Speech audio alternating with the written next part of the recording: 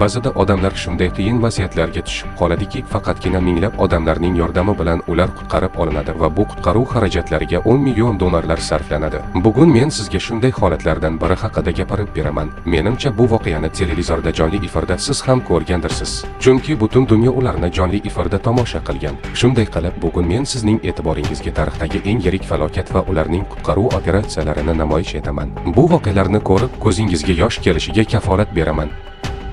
Eng yirik qutqaruv operatsiyasi. 2010-yilda Chilening San Xose ko'mir konida aql bovar qilmaydigan voqea sodir bo'lib, u tarix kitoblariga kirgan. Kunlarning birida konga tosh qulab tushadi va halokat natijasida 33 nafar konchilar devor bilan o'ralgan taxminan 700 metrlik chuqurlikda qolib ketishadi. Ushbu qo'shtirnoq ichidagi qamoqxonada ishchilarni qutqarish operatsiyasi murakkabligi va misli ko'rilmagan xarajatlar sabab ular rekord vaqti 69 kun, ya'ni 2 oydan ortiq vaqt davomida bu chuqurlikda qolib ketishgan. Bu holat aslida qanday bo'lgan? Keling voqeani boshidan oxirigacha birgalikda ko'rib chiqamiz. Shimoliy Chile, Atakama cho'li bu yerdagi eng qurg'oqchil va eng qattiq joylardan biri. Konchilar shahri Copiapó joylashgan bo'lib, uning minglab aholisi cho'l ostidagi konlarda mis va oltin qazib olish bilan band. Bu yerda konchilarning butun avlodlari bir-biri bilan almashib kelmoqda. Bu shahardan unchalik uzoq bo'lmagan joyda San Xose nomli eski shaxta bor edi. Bu kon shu qadar ulkan va xavfli ediki, har bir konchilar unga kirishdan oldin duo o'qib kirib ketishardi. San Xose konida yiliga 20 million dollarlik mahsulot ishlab chiqarilgan. Bu yerda bir necha yuz kishi ishlagan, lekin korxonada mehnatni muhofaza qilish bo'yicha o'ziga xos g'oyalar yo'q edi.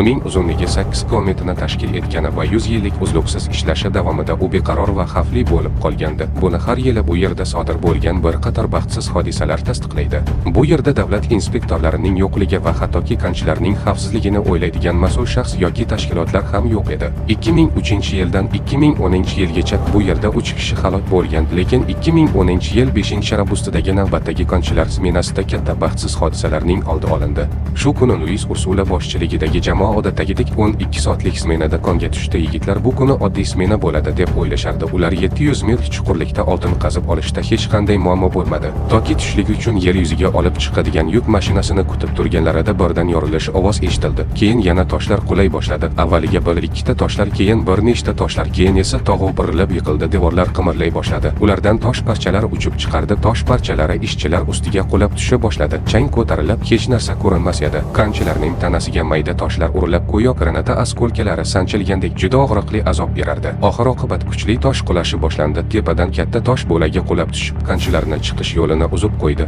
Bir yoqda qichqiriq ovozlari eshitilardi. Hatto ba'zilari kuchli shovqindan kar bo'lib qolgan edi. Ko'plab konchilar bu joydan qochib ketishga harakat qilardi. Oxir-oqibat ularning chiqish yo'liga ulkan monolит toshi qulab tushdi. Uning og'irligi ba'zi ma'lumotlarga ko'ra 700 ming tonnadan oshgan deyiladi. Chang shunchalik kuchli ediki, hatto yer yuzasigacha chiqqan. Kondagi tog'u birilishi tugagach, 33 nafar konchilar o'ziga kelganidan keyin konda nimalar bo'lganini bilishga harakat qilibdi. Ular devor bo'ylab borishdi. So'ngra ularni ulkan tosh bo'lagi to'sib qo'yganini tushundilar. Tepadan tushgan 150 metr balandlikdagi ulkan tosh bo'lagi shaxta devorlariga tiralib, barcha kirish va chiqish yo'llarini to'sib qo'ygandi. Bu yo'ldan chiqishdan umidini uzgan konchilar boshqa tarafga, ya'ni konning yanada chuqurroq qismida 700 metr chuqurlikda joylashgan favqulodda boshpana kirishga qaror qilishdi. Bu boshpana 20 metr uzunlikdagi xona bo'lib, betondan qurilgan edi. Bu xonada ko'rpachalar va dori-darmonlar, shuningdek favqulodda vaziyatlar uchun ozgina oziq-ovqat zaxirasi bor edi. Boshpana aslida 30 kishiga mo'ljallangandi. Shaxta asirligida qolganlar 19 yoshdan 60 yoshgacha bo'lgan 33 ta zabardast erkaklardan iborat edi. Lekin jamoa sardori kuniga 3 kishidan navbatchilik qilish sharti bilan xonaga joylashishdi. Shunday qilib, ular so'nggi umidlar bilan 700 metr chuqurlikdagi xonada yer ustidan yordam kutishardi. Tepada esa kech tushganda konchilar tirik yoki o'likligini hech kim bilmas edi. Ularning oilalari nima bo'lganini bilish uchun erta tongda konga yaqinlashdi. U yerda allaqachon odamlar to'plangan edi. Qutqaruvchilar esa konchilar qaysi chuqurlikda ekanligini bilishmas edi. Yo'llar to'silib qolgan qutqaruvchilar kon ichiga kirishga harakat qilishardi, lekin ular piyoda atiga 240 metrga bordilar va ular yo'lni to'sib qo'ygan juda katta toshga duch kelishdi.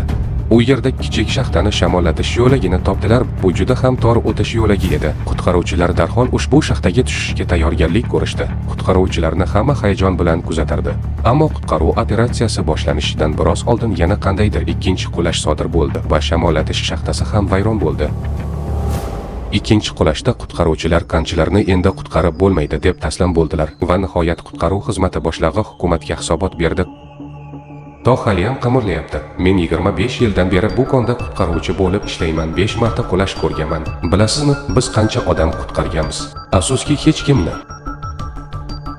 2 kundan so'ng qutqaruv operatsiyalari boshlig'i yo'qolgan konchilarning yaqinlari va matbuotga shaxtada tirik qolganlarni topish imkoniyati yo'qligi haqida xabar berishi kerak edi. Lekin buning o'rniga u chuqur yer osti yo'lida konchilar tirik bo'lishi mumkinligi haqidagi nazariya borligiga umid qila boshladi. Chunki u ham pastda 20 metrlik favqulodda xonasi borligini bilardi. Pastda esa konchilar xonasida yangi qulash xavfi bor edi. Ularning ko'plari tushkunlikka tushgan edilar. Ular hech qachon chiqib keta olishlariga ishonmaganlar. Chunki yosh konchilar aql bovar qilmaydigan chuqurlikda ekanliklarini allaqachon anglagan edilar. Hattoki katta yoshli konchilar ham biz 100 yil davomida qazilgan konning eng tubidamiz, bizni qutqarish uchun ancha vaqt va 10 million dollarlar sarflanadi. Afsuski kon egalari biz uchun buncha pul sarflamaydi. Aksincha bor yo'g'i 3 kun qidiradilar, keyin konni yopib qabr toshlarini qo'yishadi deb yig'lardi. Ammo ularning baxtiga konchilarning qarindoshlari sayyoradagi barcha ommaviy axborot vositalarining e'tiborini va 1 milliarddan ortiq teletomoshabinlarni ushbu baxtsiz hodisaga jalb qilishga muvaffaq bo'lishdi va shuning uchun ushbu qutqaruv operatsiyasi birinchi raqamli davlat vazifasiga aylandi.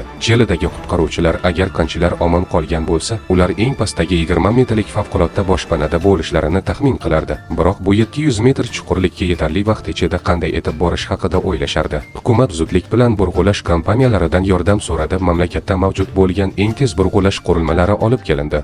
Ular tog' etagida joylashgan edi. Burg'ulash ishlari omon qolganlar bo'lishi mumkin bo'lgan boshpana yo'nalishi bo'ylab boshlandi. Ammo 700 metr chuqurlikda burg'ulash deyarli imkonsiz edi. Bu xuddi somondan igna qidirishga o'xshardi. Bu orada konchilarning oziq-ovqat zaxiralari tugay boshladi. Bir stakan sharbat va bitta pishloq, ba'zan bir choy qoshiq saryori yeyishardi. 2 o'ldir toza suv qolgandi. Konchilar chorasiz qolgandilar. Ular suv o'tlari bilan to'la iflos idishdan suv ichishga majbur bo'ldilar. Bu aslida burg'ulash paytida chanlarni yo'qotish uchun mo'ljallangan texnik suv edi. 3 kun o'tdi, zaxiradagi oziq-ovqatlar tuga boshladi. Ammo keyin birdan ular uzoqdan kelayotgan burg'ulash qurilmasining ovozini eshitdilar. Yigitlarda yangi umid paydo bo'ldi va hech bo'lmaganda ular bir necha kunda burg'ulash moslamasini ushlab olishga harakat qilishdi. Lekin afsuski 19-avgustda, ya'ni qulashdan 14 kun o'tib burg'ulash moslamasi o'z yo'nalishidan chiqib ketdi. Burg'ulash qurilmalari boshpanadan atigi bir necha metr uzoqlikda o'tib ketdi. Konchilar uning shovqinini eshitdilar va qutqaruvchilar allaqachon yaqinroqda bo'lgan deb o'ylashdi. Ammo keyin ovoz uzoqlasha boshladi. Burg'ulash uskunasi boshpana devorlariga tegmasdan boshqa yo'nalish tomon davom etdi va yigitlar turgan chuqurlikda yana o'lik sukunat edi.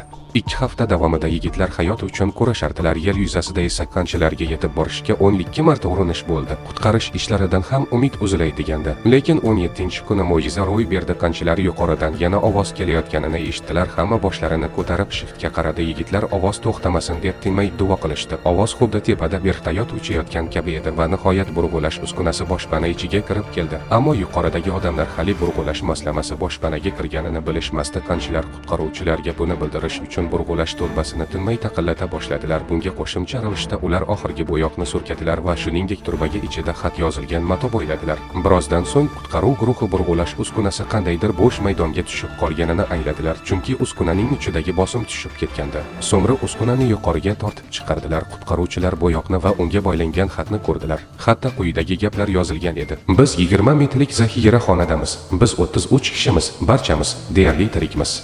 Chili hukumati va xalq u yerdagi odamlar tirikligidan xursand bo'lib yig'lardilar. Bu xabar butun sayyoraga tarqaldi, chunki bu voqealarni butun dunyo kuzatib borardi.